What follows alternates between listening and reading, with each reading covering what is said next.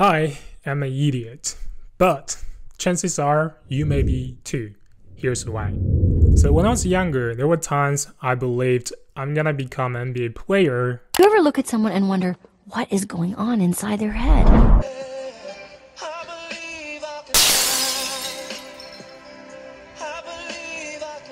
Nobody will ever like me. I'll never study abroad or even leave China. I never become interested in English, let alone become an English teacher. And it turns out I'm wrong about everything that I used to believe to be true.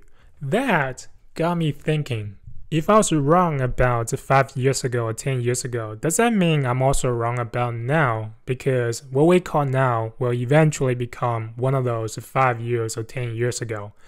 And I'm inclined to believe this is true because the entire human history is basically us believing in some stupid shit and then to be proven to be wrong. We used to believe Earth is flat. Can you believe that? And it turns out we're living in a fucking ball. And not only that, this ball fucking moves.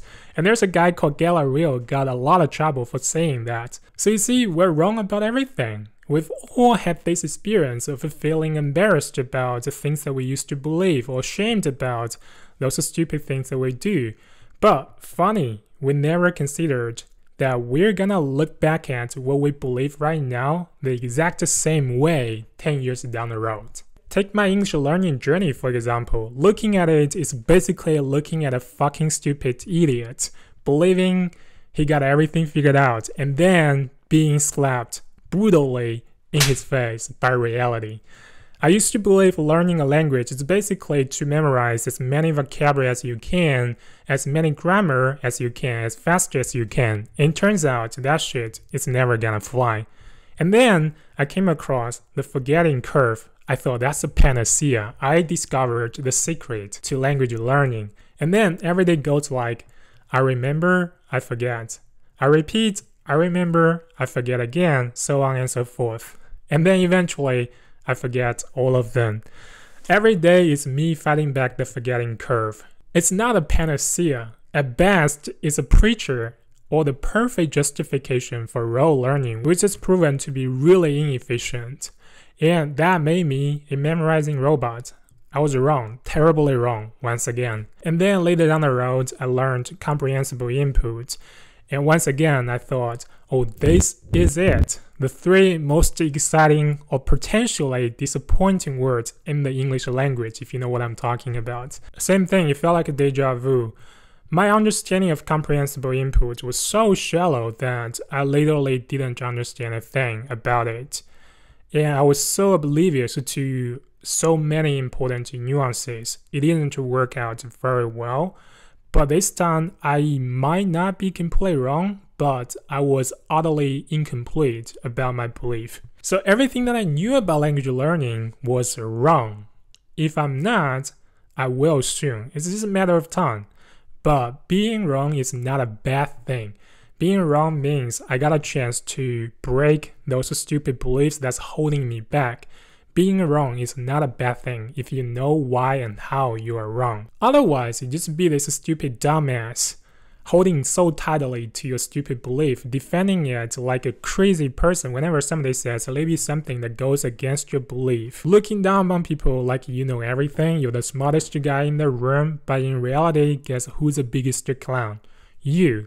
I suggest to not go down that road. I've been there, it wasn't nice. But you see this happening in common threads all the time. People engaging in meaningless conversations or arguments, defending one theory or another. Basically, they're yelling, I'm right, you are wrong. But more likely than not, they simply don't know enough to even realize they are wrong. They only know so much and they thought that's everything to it, so they think they're smart as fuck and they get a right to shit about others. Funny that this is the complete opposite of being smart. Imagine there's a circle and within it is what you know, and the border of this circle represents your horizon of knowledge. When you're just starting out, your circle is really small, which means you only know so much. You're oblivious to everything that's outside this circle, which is what you don't know, but you don't know what you don't know. So you think you know everything, you're better than everybody else, and you're the smartest guy in the room.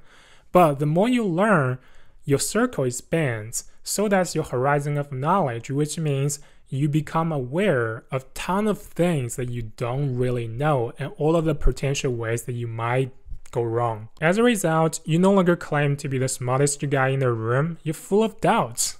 Now, even though you know way more than before, really interesting, the more you know, the more humility you show. The less you know, the smarter you think you are.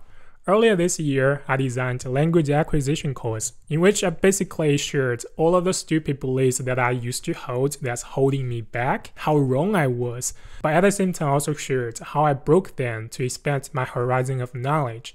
Still don't have everything figured out, probably never will, but by expanding my horizon of knowledge, I become less wrong and more efficient about language learning. Probably can help you to do the same. So if you're interested, check the link in the description or find more in my WeChat official account. So if you want to be smarter, simply assume you are wrong. You instantly become smarter than the most people in the room.